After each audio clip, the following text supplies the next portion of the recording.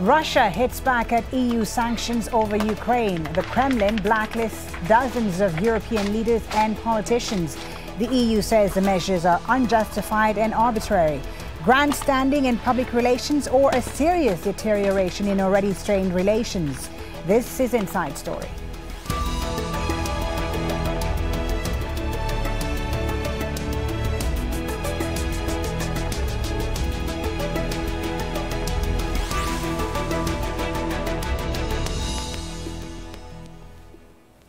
Hello and welcome to the program. I'm Folly Bah Thibault. A leaked list has identified 89 European officials barred by the Kremlin from entering Russia. It's being seen by the EU as an attempt to single out Europeans regarded as being hostile to Moscow. Russia has not officially confirmed the reason or the names, but the release comes as EU members are due to review sanctions against Russia over its role in the crisis in Ukraine. 16 countries have reported to have been singled out. The leaks show Poland accounts for 19 names on the list, followed by the UK with 9, Estonia and Sweden with 8, and Lithuania and Germany with 7 apiece. Latvia, Romania, France, Denmark, the Czech Republic and the Netherlands, as well as Spain, Belgium, Bulgaria and Greece make up the balance. Stephanie Decker reports. Members of the European Union have called a new Russian travel ban against 89 Europeans arbitrary and potentially harmful to negotiations over Ukraine. The German foreign minister says Russia should have warned the people who have been affected. At the very least, those concerned should have been informed about the reservations against them, or at least those lists should be made public. At a time when we are trying to defuse a persistent and dangerous conflict in the middle of Europe, this does not contribute towards that. Among the Europeans banned from travel to Russia are Uwe Korsepius, the Secretary General of the European Council in Brussels. He's due to take over as Foreign Affairs Advisor to German Chancellor Angela Merkel. There are at least 9 Britons, including former Deputy Prime Minister Nick Clegg and the head of domestic security agency MI5. There's also the former Belgian Premier Guy Verhofstadt, who leads a Liberal group in the European Parliament, and the head of the Swedish tax authority Eva Lindström Adler. We have asked for an explanation from the Russian side and asked the Russian ambassador to give us the motivation. What we understand is that it is some kind of response to the EU's list, but that one is transparent and above all it gives the reason why certain names are on the list. The Russian Foreign Ministry has confirmed the travel ban was imposed in response to EU sanctions and similar travel bans against Russians, introduced after Moscow took control of Crimea last March.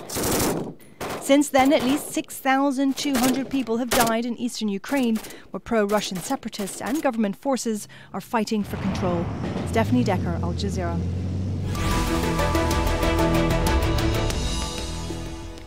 Well, for more on this, I'm joined by our guest here in Doha, Remi Piet, Assistant Professor of Public Policy at Qatar University. Remi has authored the book Shifting Priorities in Russia's Foreign and Security Policy. From Moscow, we have Sergey Strokan, political commentator for the paper Kommersant and host of a weekly show called Red Line. And joining us from London is Vladimir Pastukhov, visiting fellow at St. Anthony's College at Oxford University. Vladimir is also chairman of the Constitutional Court of the Russian Federation. Thank you all for being on Inside Story today. Sergey, if I may start with you in Moscow, what are Russia's intentions in issuing this blacklist? I mean, is it just a symbolic move or is there more to it? Well, when you find yourself in the midst of sanction war, both sides adopt notorious approach, eye for eye, tooth for tooth. And as you understand, this is a process. That's why we have to take this particular decision and to understand it in the context of the ongoing sanction war, which is far from being over. But at the same time, while today we see enormous outcry over the list which was made public, paradoxically enough, some experts here view this move of Moscow as probably something which doesn't want to rock the boat, but on the contrary, not to antagonize the other side. The logic is simple. Let us have one scandal instead of 10 other would-be scandals, when people who are traveling to Moscow all of a sudden will realize that they don't have access to Russia. So by announcing this list, by making it public, Russia took a sort of preemptive move just not to allow future scandals to break out. You say an eye for an eye. Sorry to interrupt you, Sergey. You say an eye for an eye. If that is the case, why all the secrecy? Why then all the secrecy surrounding the measures? Why didn't Moscow publish this list? Why not explain the reason and the motivations? Well, as you know, not explaining in the reasoning, this is also part and parcel of the diplomacy. So it is up to the Moscow to decide whether to explain it or not to explain. And as you know, not explaining, this is also quite a common practice in the sanction war. But what is really disturbing is that really all those unfortunate developments are taking place just less than a month before the crucial EU summit, which has to decide on the expansion of sanctions. While this particular decision is not directly linked to the future decision of Brussels, obviously it poisons the atmosphere, it complicates it, and it shows that really we are lacking some fundamental things in our dialogue with the European Union. We are lacking credibility, we are lacking confidence, and this is very sad. Right. You believe that this list is not leaked to the upcoming European summit, which is due to review sanctions on Russia. I will put that to Remi Piet in just a moment. But Remi, first of all, is the European outrage at this blacklist justified when Europe has sanctioned so many Russians, those from Vladimir Putin's inner circle, as well as several Russian companies? Is it justified? Shouldn't they have expected this? Well, first of all, the idea of European outrage should be put in perspective. And some of the members, people that actually saw their name on the list, are welcoming it with a little bit of irony and wearing it as a badge of honor on the sleeve, saying, "Okay, anyway, I was not planning on going to Russia," or that actually shows that I'm standing for the values that I represent. It is actually saddening indeed that there's issues of dialogue between Russia and the European Union, which is not improving in any case. What is more worrying is that the fact that this list has been leaked in media rather than just being showed off from the Kremlin, as the European Union is doing, just issuing a list of names, explaining why they cannot, or they're not supposed to be entering the territory of the European Union, just being front forward and showing about this. In case of whether there's a list on two sides, there is indeed a list on two sides. So Russia is doing the same thing as the European Union is doing. What about the timing? Sergey believes it has nothing to do with the upcoming European summit, during which there's supposed to be reviews against the sanctions against Russia, of course. Do you agree with that? The timing is surprising. I mean, I'm not looking with the summit in 1 month specifically. I'm just looking more at the summit that happened last week with the relationship between the European Union and its eastern neighborhood, where basically the European position towards its neighbors has been stepped down a little bit, not as ambitious as it used to be. A lot of the countries that used to see the European eastern neighborhood as a potential hope to join the European Union were clearly told that they would never join the European Union. And so we see on one side the European Union that tried to limit the level of conflict, to try to step down and create more dialogue with Russia, and on the other side, a lack of transparency and a list that just happens at the worst of time when we're trying to put things a little bit calmer. Vladimir in London, if Russia's intention is to put pressure on the EU to ease sanctions, do you think this move and this blacklist will help do that? No, first of all, I want to congratulate Russia with the perfect political marketing action. I think from the point of view of politics, this action doesn't have any sense. It's a pure informational bubble. I'm a little bit surprised how much attention is given to that. And there is no news in this news, because Russia had for decades its own stop list, and hundreds of foreigners are being refused in getting Russia visa, or the visa was cancelled just on the border for years, and there was any surprise of that. So for me, the only surprise is that why Russia hasn't done something like that for the last year, after Magnitsky list sanction and later on the EU sanction list were enforced. So from my point of view, we are talking about something what belongs more to propaganda than to politics. So that's number one. Answering your previous question, why it happened today, it's also quite clear, because I think that is one of the side consequences of the scandal happened a week or so ago with a German deputy who was stopped on the border. And the problem was that somebody came to Russia and found already on arrival that he's on the stop list, and then he spent a night in the quite unpleasant conditions in Sheremetyevo. So by making this leakage, Russia tries to avoid, I agree partially with Sergey, in future such scandals is number one. Some of the names on the list, Vladimir, include former British Deputy Prime Minister Nick Clegg, of course, the head of the MI5 in Britain, and several European parliamentarians. Do the names on the list, in your opinion, matter more so than the countries that these people represent?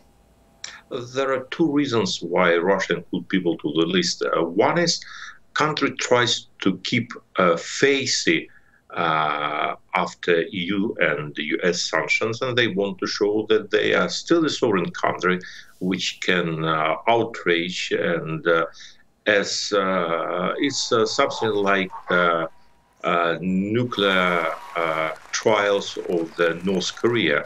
We show that we can do the same or even more than the same.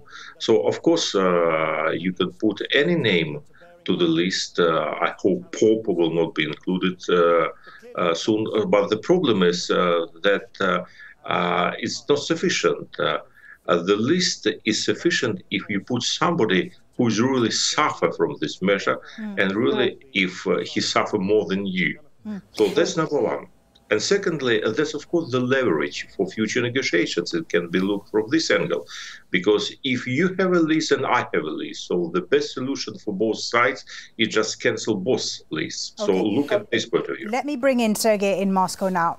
Sergey, do you think the names on this list matter? And presumably, if there is a European list, then there must be also an American list. First of all, when you look at the list of 89 Europeans who are banned from coming to Moscow, you'll see that Moscow adopted quite selective approach. If you read the list carefully, you won't see a single name in this list of those EU members who adopted conciliatory tone in relationship with Moscow. There's not a single representative of Cyprus, Greece, Italy, Hungary, which in recent months and weeks showed growing dissatisfaction over the sanction policy. As far as the US list is concerned, you have countries like France, for instance, which is represented. Is that because of the sale of the Mistral that France was supposed to? Could be, yes, absolutely right. This is one of the reasons why France could be there. And also, just let me once again point the attention to the fact that at the top of the list, in terms of numbers, are representatives from Poland. And as you know, Poland is trying to energize so-called New Europe in its tough anti-Russian stand. So just by this list, roughly speaking, you can just explore the geography of Russia's friends and opponents in current crisis. As far as American list is concerned, well, that's a question which is still up in the air. But there has to be one. I mean, I don't see how there could be a European list today without there being an American list as well, because the Americans have actually been at the forefront of the sanctions against Moscow. When it comes to United States and Europe, what is interesting that till recently Moscow tried to play on contradictions between US and EU, and for some time it worked, but in recent months we've seen that EU adopted more tough line on Russia, and at present the window, the corridor of opportunity for Russia to play on those contradictions, you see, it's becoming much more and more narrow. Okay. And that is limited field for maneuver for Moscow, actually. Remi, just enlighten us a bit more. What is the scope today of the EU sanctions on Russia, and have the measures really hurt the Russian economy, as many people have suggested? Well, in terms of names on the list, I mean, there was a list that actually got increased incrementally, and there's 150 names right there. In terms of sanctions, economic sanctions, did it have a real impact on the Russian economy? did have somewhat of an impact. We actually live today in a globalized economy. What had more of an impact are private investors that were worried about the situation in Russia. They decided to move their capital away and their funds away from Russia, and the impact also of a decreasing ruble, the currency of Russia. This is really what actually impacted the Russian economy, together with the decrease of the price of oil. So all those factors impacted much more than the sanctions themselves. Sanctions are a symbol. If they actually really are comprehensive and strong, they can have an impact. But in the case of Russia and the EU, they're still fairly limited. So the impact is limited itself. I would slightly disagree with the fact that, talking about the disagreement inside the European Union between some countries that would be trying to decrease the amount of sanctions, others that will. Isn't there? I mean, Germany didn't want a new round of sanctions against Russia, yes, because Germany gets a lot of its energy and gas and oil from Russia. Absolutely. 30%. Where I disagree is the fact that still German people are on the list. So it's not because there's one country would actually try to limit the amount of sanctions that some of its citizens or representatives would actually not be on that specific list. The members on the list are simply because they were the most adamant against the regimes in Kremlin and calling for more reforms, regardless of their specific nationality. And still there is indeed, in terms of slight disagreement at the margin of the level of sanctions, there's still some kind of consensus, at least towards Ukraine. Okay. Well, Russia's frayed relations with the European Union go back to the start of the Ukraine crisis, when the Ukrainian president then, Viktor Yanukovych, abandoned an EU trade agreement in favor of closer ties with Moscow. Months later, the EU and US imposed asset freezes and travel bans on officials from Russia and Ukraine over the annexation of Crimea. The EU announced new sanctions in July following the downing of Malaysia Airlines Flight 17. And as we mentioned just now, the EU needs to decide in the coming weeks whether to extend those sanctions. Vladimir, we've talked a bit about the impact the sanctions have had on Russia, but what about Europe? I mean, what has been the impact on Europe of these worsening ties with Russia? We have to discuss separately different type of sanctions. Yes. Because there is economic sanctions, there is sanctions against some particular people which were enforced after the Ukrainian war. And there is also something deeper. It's Magnitsky list type sanctions, which were adopted in USA and which are being discussed in Europe. So all these three types of sanctions works differently. If we are talking about economic sanctions, I'm sure they will have very serious negative impact to Russian economic in the mid and long term prospect, but they don't work immediately like somebody expected. So if we're talking about the short term period, it doesn't touch Russia so much. But in the long term period, the cut of the access to the financial resources will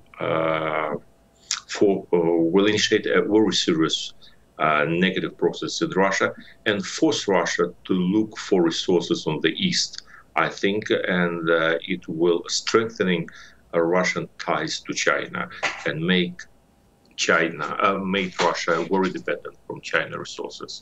If we're talking about personal sanctions, I think that this type of sanctions which we discuss against European politicians are absolutely useless measure, and Russia understands that it's useless measure, and that's why I say that it's a pure propaganda act which is targeted more to the Russians themselves than to the foreigners. I applaud a little bit to Russian foreign ministry and Russian main TV channels which succeed to make a news from this news, but there is not too much political consequences of what happened. Well, we mentioned Germany, and Germany's foreign minister is among those who have taken aim at Russia over the travel blacklist. Frank-Walter Steinmeier said the release risks inflaming tensions over Ukraine, adding, at a time when we are trying to defuse a bitter and dangerous conflict in the heart of Europe, this does not help. Sergey, in Moscow, how does this impact the crisis in Ukraine? Do you see it having any sort of impact at all? Let me start by saying that this particular story we are discussing in this studio has no direct link to the issue of Ukraine. and the upcoming EU summit, which is to adopt the certain decision on the sanction policy. As far as this 26 June EU summit is concerned, the decision on sanctions regime would largely depend on how European Union, after scrutinizing the implementation of Minsk agreement, would decide whether it is implemented or not. So this list, as you see, has nothing to do with that. But indirectly, of course, this ignites confrontation. It sets in motion that mechanism which I was referring to, eye for eye, tooth for tooth. And from that point of view, it can hardly be productive. So indirectly, yes, it can influence the decision which has to be taken on June 26. But those are two separate stories. Remi, do you agree with that? Do you think that this has no impact whatsoever on Ukraine, which has been relatively calm in recent weeks, with a truce that's in place that's been largely respected? Will this have any effect at all? Well, it's been relatively calm, but also at the same time we tend to forget that we have a status quo with no clear solution to the situation in Ukraine. So there will not be direct link, and there's no direct link between the list and the situation in Ukraine.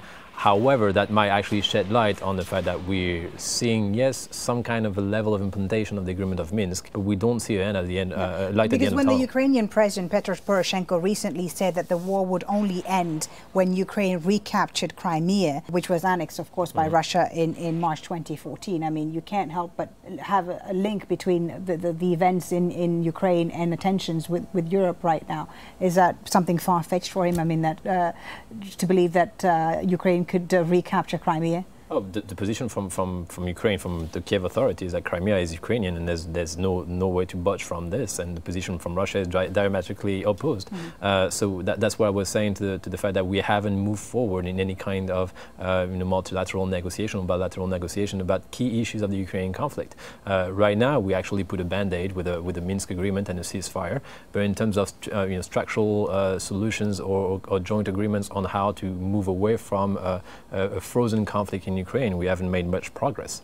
So there's a risk today, in your opinion, that the conflict could be reignited? I mean, as long as we don't have any kind of structural solution to it, there's obviously a risk they could actually just wake up as an old volcano. Okay. All right, Vladimir in London. So how do you see then the situation evolving and the tensions? Are we likely to see a decrease if the Europeans in a few weeks decide not to impose further sanctions on Russia? Or on the contrary, are we heading towards that, and are we going to see further escalations between the EU and Russia? I have no doubt that the tendency is to restore relations more imminent to the Cold War period of time. And I don't see that there is any alternative to this type of relations. And what happens with the sanction list is a normal escalation of hostility, which was absolutely expected. I think that we are moving step by step to the so-called peaceful coexistence. So I wouldn't expect, I wouldn't expect that the escalation will go to new big war in Europe, but I'm pretty sure that we cut the period of cooperation and moved for a serious period of time back to the Cold War.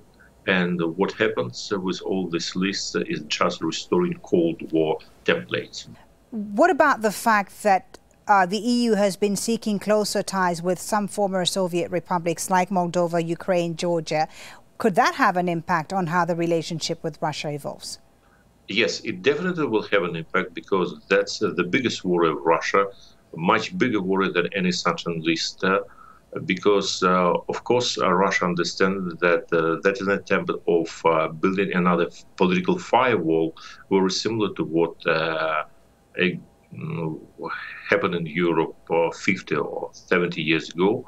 So, and that definitely a part of that new Cold War 2.0, which we will expect to see soon, because EU tries now just to move the wall from the level of Germany, Poland, and so on, to now Ukraine, Georgia, and create